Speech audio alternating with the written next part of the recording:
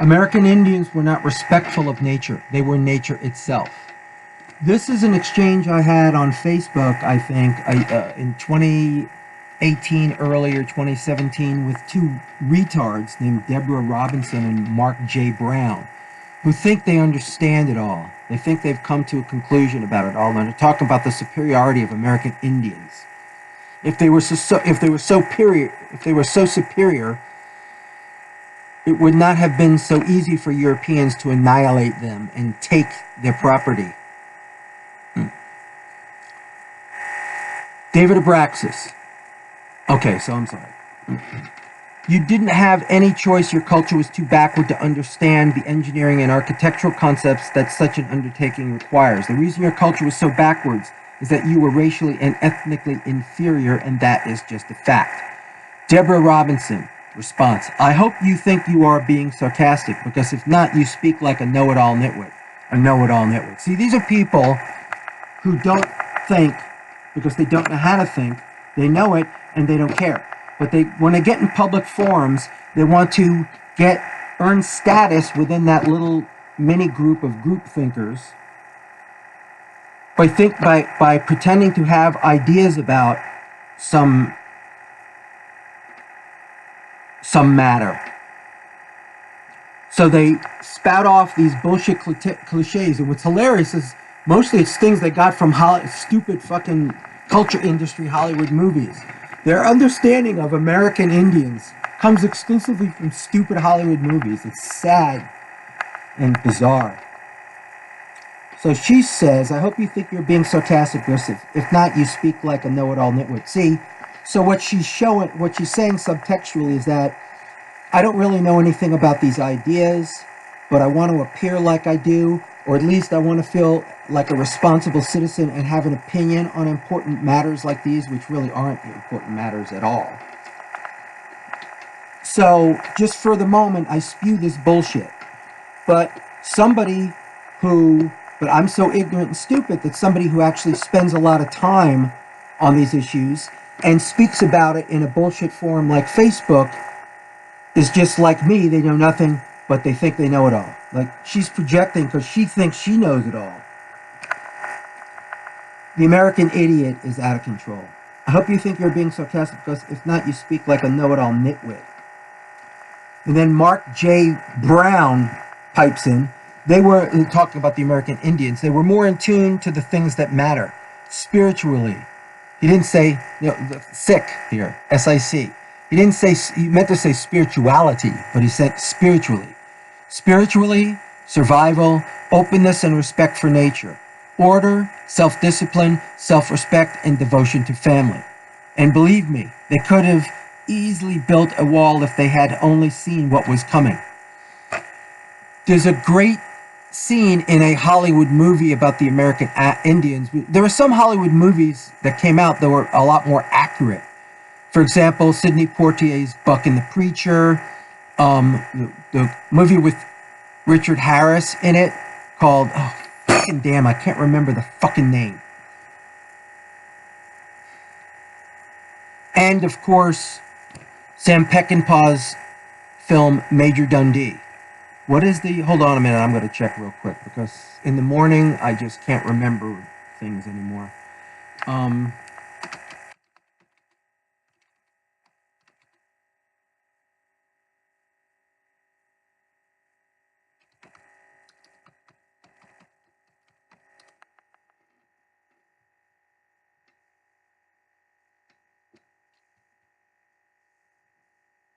Man Called Horse. That's it. I remembered it before I saw it on YouTube. Before I saw it on Wikipedia. Okay.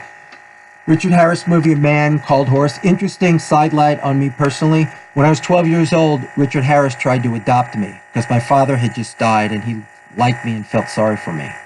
He's weird and cute. Anyway, it's so, this guy, Mark J. Brown, they were more in tune to the things that matter. His ideas of the things that matter disturbed me. Spiritually, survival, openness, and respect for nature. They weren't open to or respectful of nature. They were nature. This guy's too stupid from learning everything about Amerindians from Hollywood movies, the bad Hollywood movies, not the accurate ones like I just described. One critic was reviewing Sam Peckinpah's Major Dundee, which came out like in the mid-60s, early 60s, and he said it's the most realistic depiction of Amerindians ever to be filmed in a movie, which is really true. They weren't respectful of nature. They were nature. They didn't see themselves as outside of nature looking in like we do, which is one of our problems, but I've discussed that elsewhere, and below I'll explain a little bit of what I have come up with and described elsewhere. They didn't respect for nature. They were in nature. They weren't outside nature looking in. To respect something, you have to be outside and go, oh, wow, that guy is a great athlete. I respect his athleticism. And not, well, that guy is a part of me. I'm that guy. The Indians, Amerindians, there's an anecdote, a famous anecdote about when the first Amerindians who saw the first horses that Europeans brought here. The horse is not, according to history, the horse is not native to the New World. The horse was brought over to the New World by conquering Europeans. And when the first Indians saw the first horses and riders, they thought they were one creature. They didn't think that it was a human sitting upon a horse. Okay? They thought the human and the horse were one animal until the human dismounted the horse. All right? They thought they broke down all little parts of nature unconsciously as separate and existing on their own. Like there's actually, I just said about the critic who admired Peckinpah's Major Dundee because it was an accurate depiction of the Amerindians during that period of history. And there's one scene where an old Indian was discarded by Chiriba, who is the Indian that massacred a town and that Major Dundee and his troops were trying to undown. He was a Mescalero Apache chieftain. And he said, he came and he informed them about the male children that they were trying to, that what's his name? I just said his name. That Chiriba had kidnapped because they killed the little girls, but the Apache never kill little boys. They always take them and rear them to be warriors. So he says that he has the children and he can bring them to Major Dundee if he wants to. And then he says, the translator says, now he would like some soft food as his teeth are no longer with us. In other words, he is a creature and his teeth are also creatures, part of him, but they're gone now. It's, a subtle view into how the Amerindians thought at this point in history.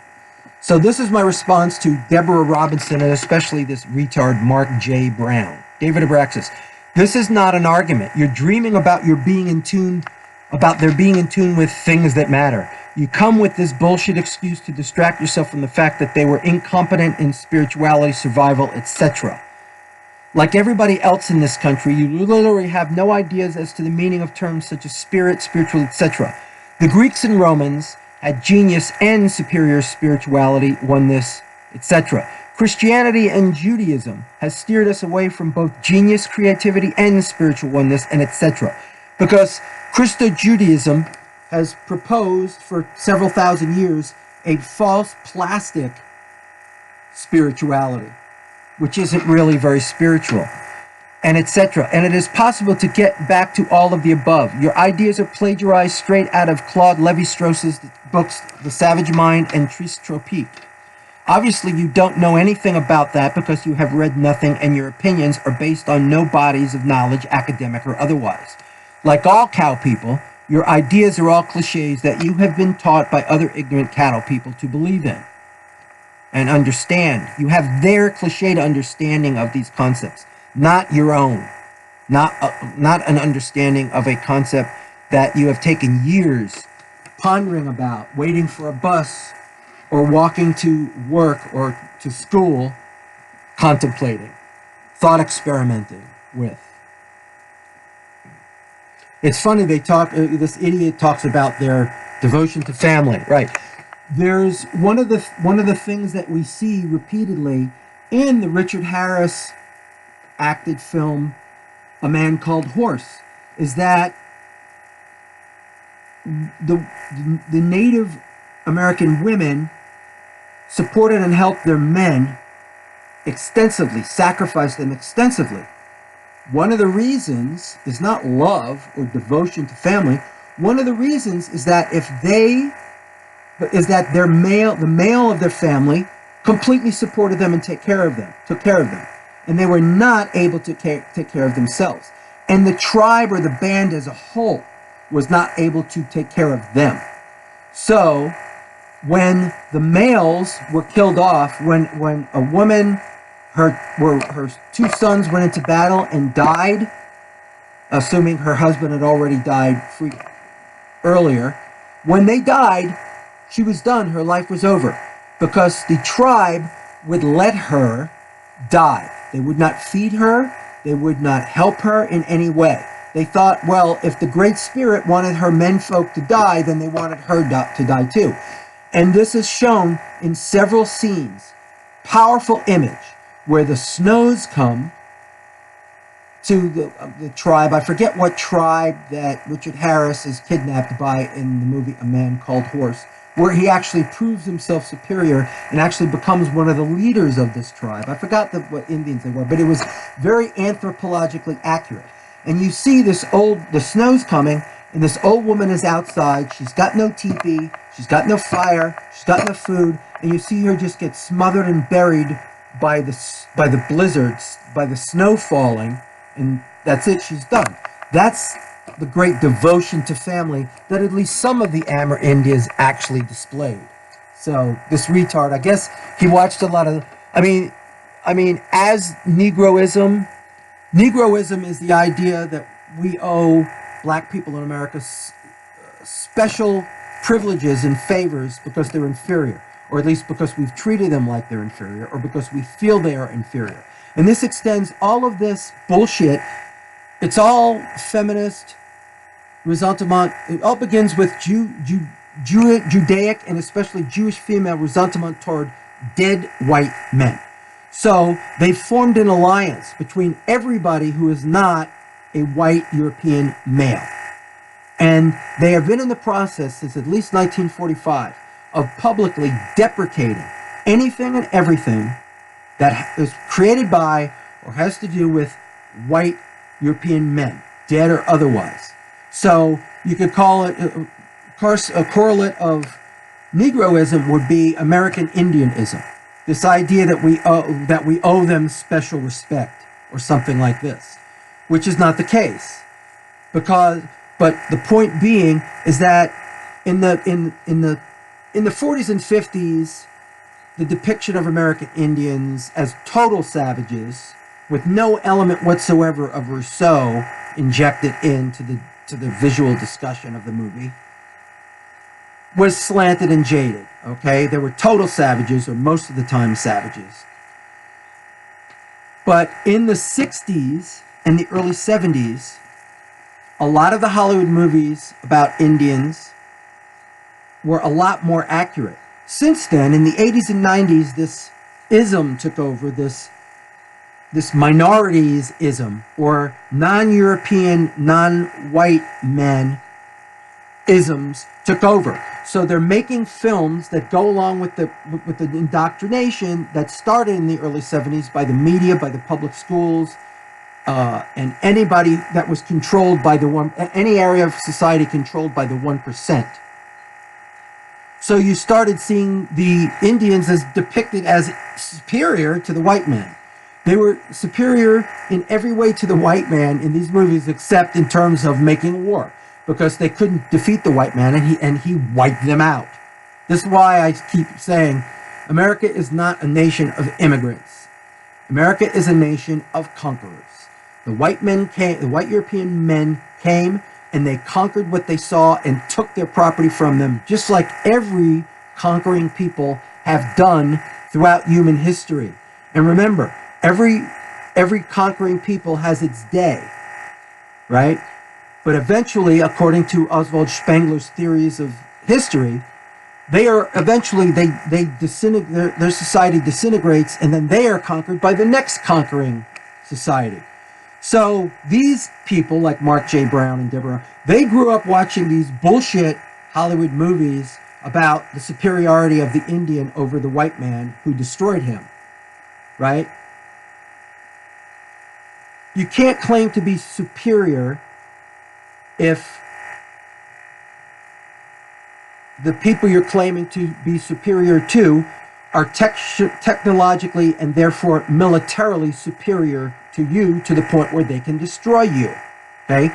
White European men, dead white men, have created buttons, right?